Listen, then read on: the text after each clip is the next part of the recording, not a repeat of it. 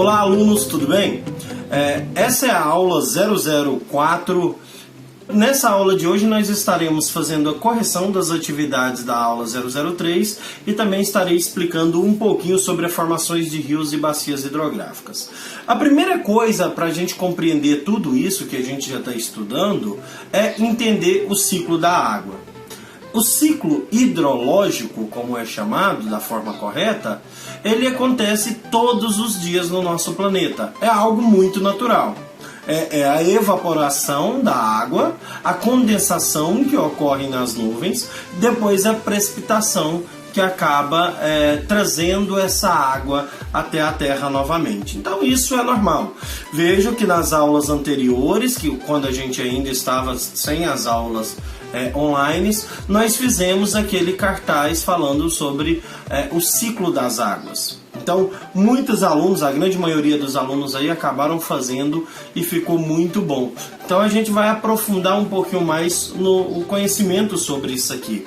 Então, existe o ciclo hidrológico. A primeira coisa que nós precisamos entender sobre o ciclo hidrológico é que a água ela vai passar por 3 estágios diferentes: sólido, líquido e gasoso.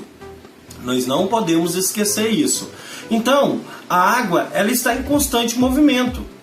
Por poucas vezes, essa água ela vai ficar parada um tempo, por muito tempo. Então, água parada não é sinal de coisa muito boa. A água ela tem que estar nesse ciclo dela natural aí que já ocorre há alguns milhões de anos no nosso planeta. Então, para a gente entender um pouquinho sobre essa questão do ciclo das águas, como nós estamos vendo aí do lado, nos mostra que a água ela passa pela evaporação. A água, quando ela está no seu estado líquido, ela precisa estar num determinado local, acontece a evaporação. Essa evaporação ela acontece da seguinte forma: a radiação solar ela consegue penetrar nas moléculas de água, fazendo com que ela se torne vapor. Então ela vai virar aquela fumacinha, né?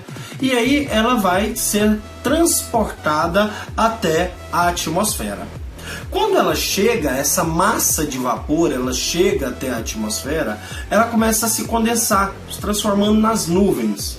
E essas nuvens, quando elas vão ficando mais densa, ela é chamada de condensação.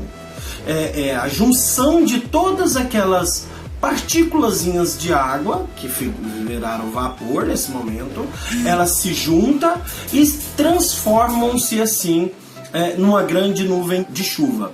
Então isso, o que vai acontecer nesse momento? Ela se torna pesada demais, o ar não consegue suportar ela não consegue ficar na atmosfera e acaba acontecendo a precipitação.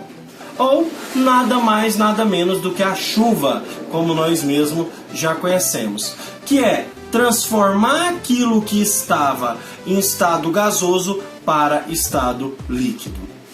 Então ela volta e acaba se precipitando, chovendo, né, no formato de chuva. Então, quando ela cai no solo, ela faz a infiltração. Essa infiltração, na maioria das vezes, ela ocorre porque tem uma terra plana, quando ela chove naquele local, faz inserir para dentro do solo, para as águas subterrâneas. Ou mesmo pode haver ali o escoamento dessa água. O escoamento é quando ele vai pela superfície. E na maioria das vezes, quando ela vai pela superfície, ela sai carregando tudo, como nós vamos ver agora na parte de sedimentação. Então, esse escoamento transporta a água, principalmente de lugares altos para lugares baixos, né? Então a tendência sempre é essa, sair dos altos e ir para os lugares mais baixos. É isso que faz alimentar os lagos, córregos, riachos, rios, né? Essa água ela vai parar nesses lugares, no mar, no oceano, ela vai ter que ir parar em algum lugar, para depois fazer todo esse ciclo novamente. Então no céu também existe como se fosse rios, porque ele é transportado, a água é transportada através da atmosfera. Então, essa água que faz recarregar aquele riachinho que está com pouca água, aquele lago que está com pouca água, é ele que vai fazer aumentar essas águas. Então, os rios e as bacias hidrográficas, ele vai depender de muitas coisas para isso acontecer. Como fala no texto da aula 003, o relevo ele é muito importante para isso. Primeiro, precisamos entender o que é relevo. O relevo nada mais é do que a linha das curvaturas da Terra. É onde é alto, onde é baixo, onde existe um buraco. Então, é como se você estivesse olhando lá no horizonte e ver aquela linha. Isso é chamado de relevo. Então, o relevo ele tem diferentes tipos. E a chuva, quando ele chega nesse relevo, ele vai agir de uma forma diferente também. Então, quando ele toca o solo, que é o relevo, ela vai escoar para algum canto. Ela precisa ir para algum lugar. Ela não vai ficar parada numa descida, ela vai descer. Então, esse escoamento, ele depende do relevo. Quando essa chuva, gotinha de chuva, ela está caindo e ela toca o solo, ela cria ali também splash.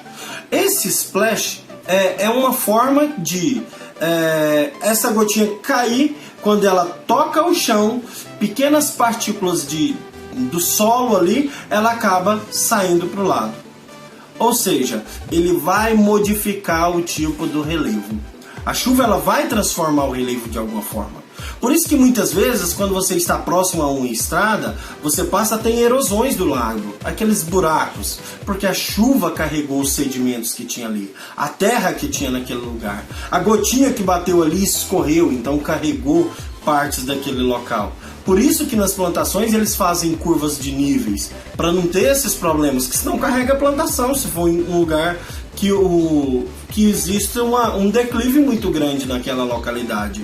Então, o splash geralmente ele cai por causa dessas gotinhas da chuva, ele vai causar pequenos impactos, que é chamado desse efeito de splash aí, né? Esses buracos, muitas vezes que são causados aí pela chuva, ele fica conhecido como erosão. E a erosão ela gera alguns problemas no solo. Depois que o solo ele sofre um tipo de erosão, é muito difícil recuperar ele, principalmente se chegar até o lençol freático, ou seja, começar a minar a água de dentro daquele buraco que foi causado por uma erosão. É muito difícil fazer essa recuperação.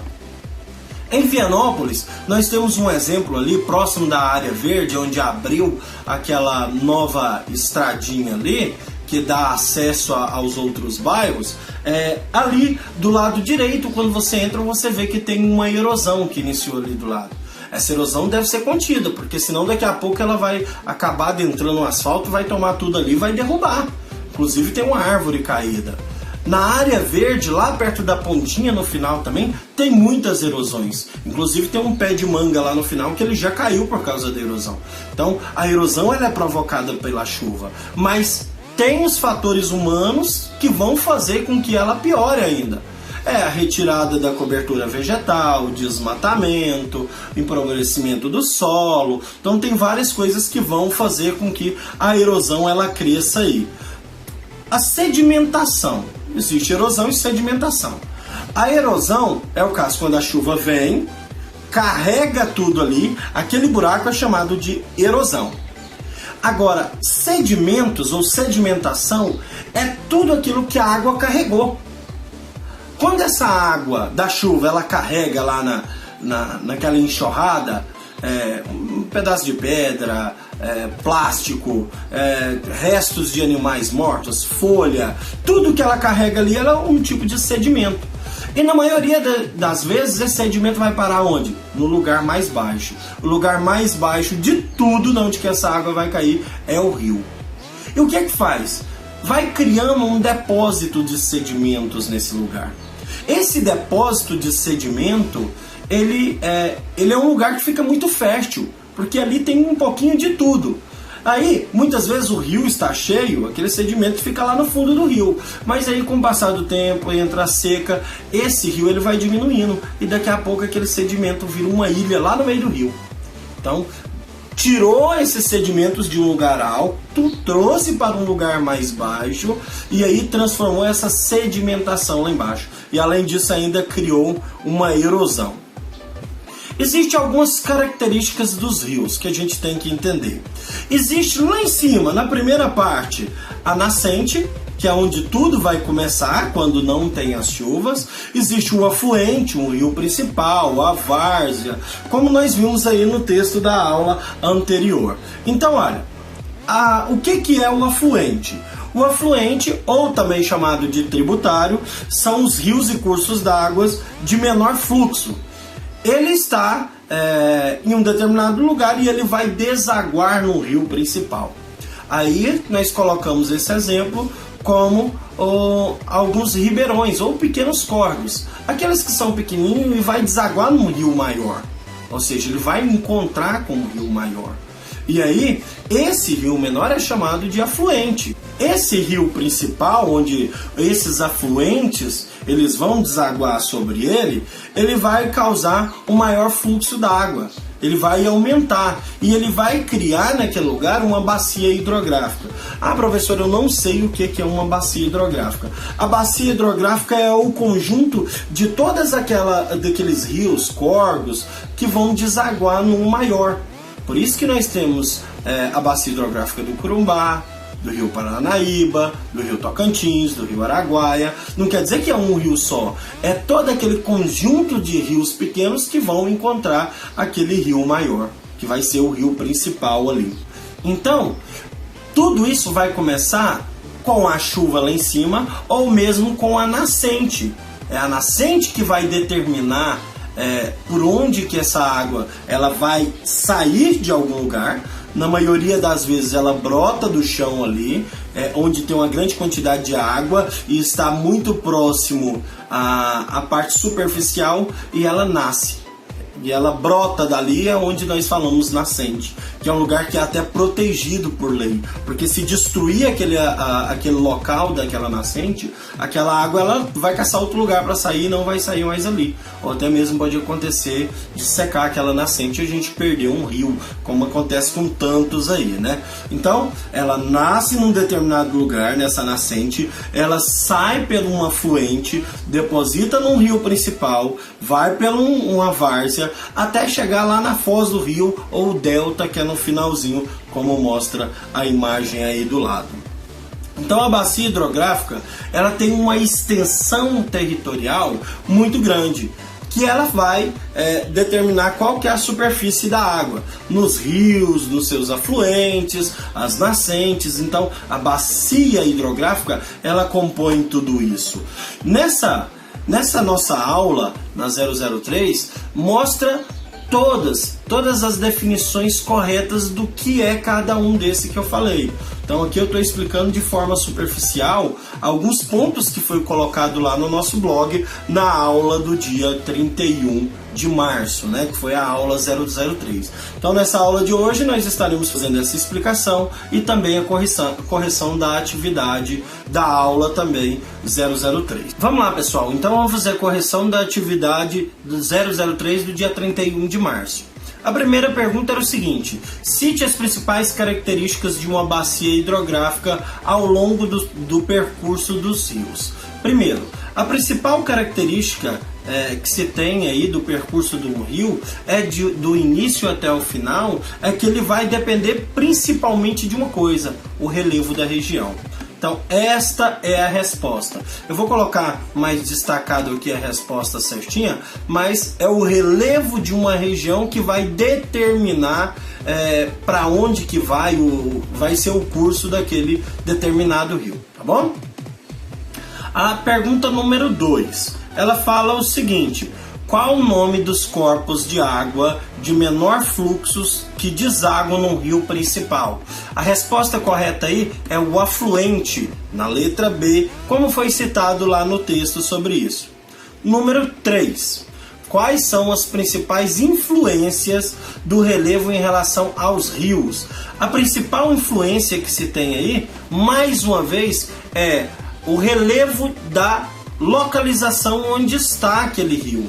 Então, é o relevo da localidade. Por que isso? É ele que vai condicionar a trajetória para onde que vai estar essa água. Então, ele que vai ditar, mais uma vez, esse local. A pergunta número 4.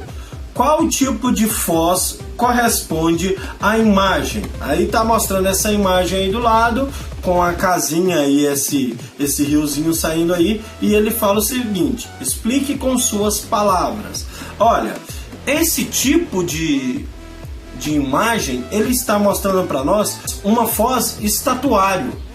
Por que é esse tipo? Porque veja que não há depósito de material sedimentar ali no corpo d'água, no finalzinho. Se houvesse um montinho ali, ele já não era essa forma, ele era uma foz, mas não era esse estatuário aí, né?